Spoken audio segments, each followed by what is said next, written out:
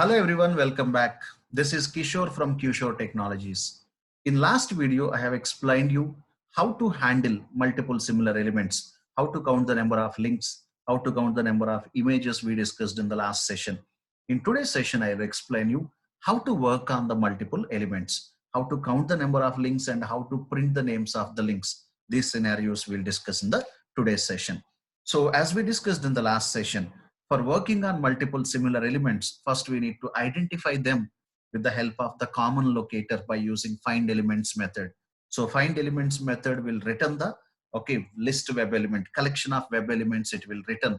So that's what we stored into list web element and we are printing the size of the elements, guys. In today's session, we'll see how to print the names of the links and how to print the names of the links and how to print the names of the links along with the hyperlink reference. I will explain you in the today's session. Just see, now my requirement is I would like to open the Facebook application. So in this application, I want to count the number of links first. How to count the number of links? List web element. We already discussed it. Okay. If you have any clarification in this, guys, you can refer the previous video. So you'll get the clear picture. What is a list web element and all? List web element. What is it? Links equals to driver dot find elements of by dot tag name of a. So we identified the number of links. So last session we discussed just to print the number of links, but now we'll see how to print the name of the links. So see, guys, how to print the names of the links. So how many links are there in this collection? That many times I need to run the code. So how to run the code that many times? For that we are using the for loop. So I'm just initializing int I. So I int I. Next we'll start with the for loop, guys. So for we can start with I equals to 0. So length, links size, it is starting from 1, but indexes in that array, in the indexes in that collection will be starting from 0, guys. That's what I'm starting with 0. Simple words, guys. 1 to 10 is same as 0 to 9. So we are considering that logic and we are implementing here. So I equals to 0. I started with I equals to 0 and I less than links dot size. So why I'm giving less than links dot size? I don't know how many links are there, but that many times we are running. So why I give the less than, guys? Because size is considering from 1 to 1, but indexes are starting from 0. In case if it is 10, size is 10, we are starting from 0 to 9 we are taking. That's what less than links dot size. Next one, I plus plus. Understand, everyone? So inside the loop, we are writing the code to print the names of the links. So see, guys, this is important area. Now, once we run this code, it is taking all the links and stored into this collection. And from the collection, we need to get the link based on the index number and print the text name. So how to do it? System.out.println. Tool do one thing. From the collection, what is the collection variable I created? Links. From the collection, links dot get the, from the collection, get the index number. Which is the index number? Get the I.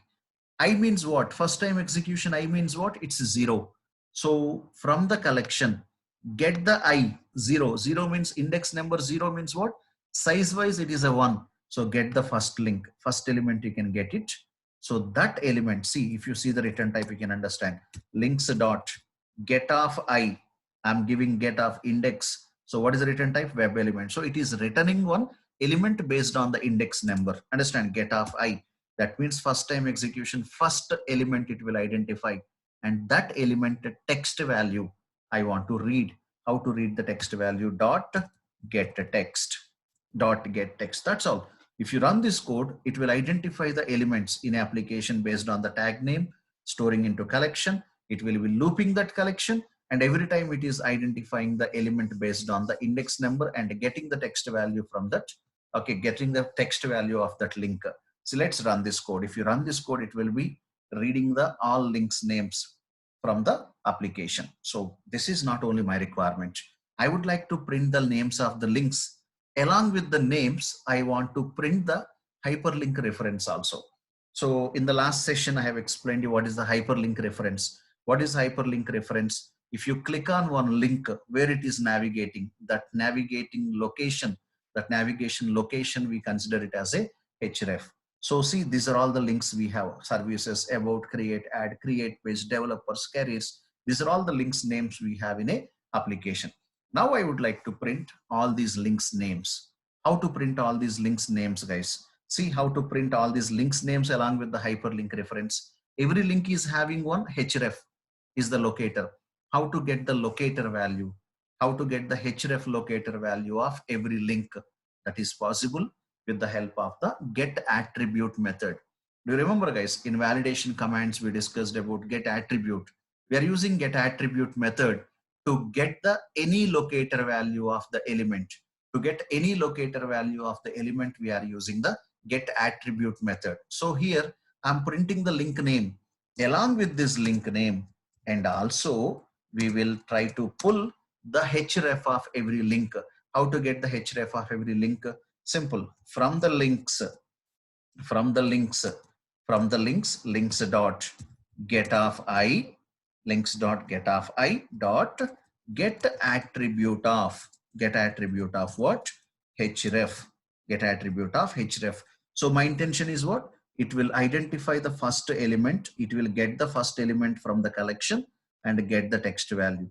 And the same element, it will get it again. And by using get attribute method, it will be getting the href locator. So what is the href here?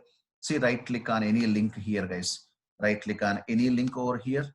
Inspect, you can see every link is having one href. What is that? Href. This is the href of this link.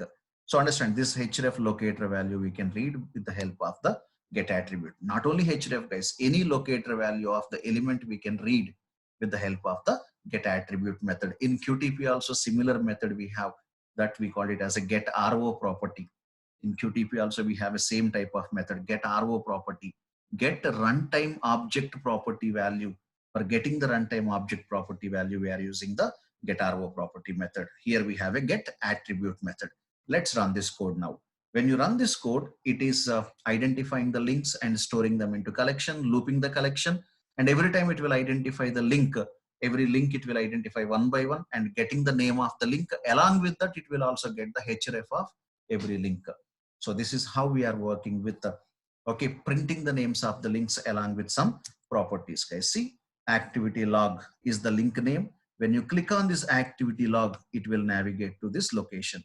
Settings is the link name. If you click on the link, it will navigate to this location. Help is the link name. When you click on this link, it will navigate to this location. This is how we are working with links. Now, till now what we did, I just count the number of links and worked on every link, guys. But now my requirement is, I'm just counting the number of links. I would like to print only the links names which is starting with the P, which is starting with P. All the links I don't want to print. I would like to print only the links name which is starting with P. What to do? Simple. First, we are storing every link name into one variable. String link name equals to, what is that? Links dot get of I. First link you can get it, dot get text.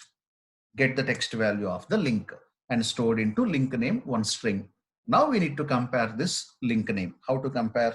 If, to do one thing, if link name dot starts with, do you remember the string functions? Starts with of, what is that? P. Starts with of P equals to true. What is the meaning of this statement? First, it will capture the link name and stored into link name variable. Then it is confirming whether it is starting with P or not. If it is starting with P, then system.out.println link name. That's all. Otherwise, I don't want to print anything. For that, we are using if condition. Do you remember what is if condition? By using if condition, we are checking the condition and we will get the output only when the condition is true. So now it will print only the links names which is starting with P. Other links it won't print. Let's run this code. So like this, all the string functions we can apply here. We can discuss some 20-30 examples over here, guys. So I would like to count the number of links and print all the links names which contains the length of 4, or which contains length is 20, or which contains length is 10, or which ends with K, or which contains ABCD. These type of scenarios we can handle with the help of this. See, okay, Portuguese, pupil, pages, page categories, places, privacy. Only it is printing the links names which is starting with the P. This is how we are working with the links, guys. Not only links, we can work on different images as well. Suppose, see, my requirement is I would like to identify the number of images first. How to identify the number of images? Now we already discussed in the last session. Come on, guys. How to identify the number of images? List images equals to, sorry, list web element, list web element, list web element, images equals to, first to find out them, driver dot, find elements of by dot, tag name of what, img. And my requirement is identify the number of images in this page, and I would like to print all the image height and width of every image I would like to print. So Kishore, what is the height and width of every image? See, if you open this, you can see here every image is having some locators here. What is that? Width and the height. Width is the one locator, height is the one locator, one property. So any of the property value we can capture with the help of the get attribute method. So how can we do this? So first identify the number of images. What next? We need to loop them. We need to loop them here to run for multiple times. See, into I, next one for I equals to 0, I less than images dot size, I plus plus. Understand everyone? I plus plus. Next one, system dot out dot println from the images, I would like to get from the images dot get of I, first identify the image, from that image dot get attribute of what, height, get attribute of height.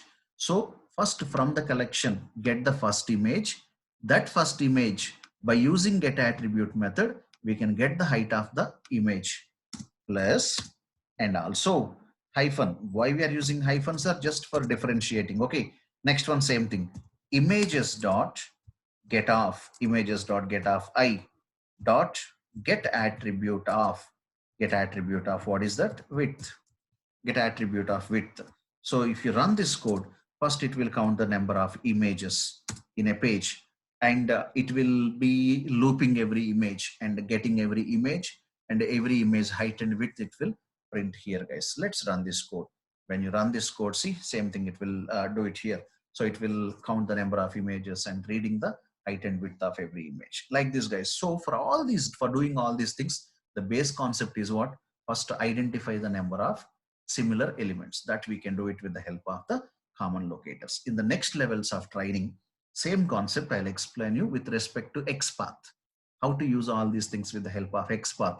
So in XPath session, I'll explain you clearly, same program, I'll explain you how to identify the multiple similar elements with XPath. And I'll see 195 by 195 is the height and 537 is the width, first element, 1116 So this is about working on multiple images, guys. So this is how we are working on multiple similar elements. I hope you understand this concept. Anyhow, this concept again we will discuss with the XPath as well. So we can discuss extensively with XPath in next levels of training. Thank you for watching, guys.